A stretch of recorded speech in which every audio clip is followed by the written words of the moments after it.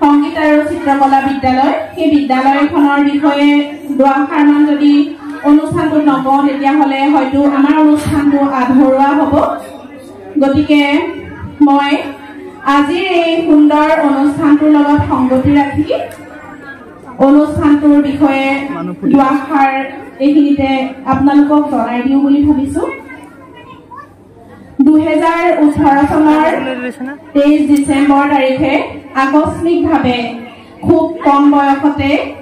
তিতাবৰ অঞ্চলৰ তিতাবৰ মাধৱপুৰৰ দাংধৰাৰ এগৰাকী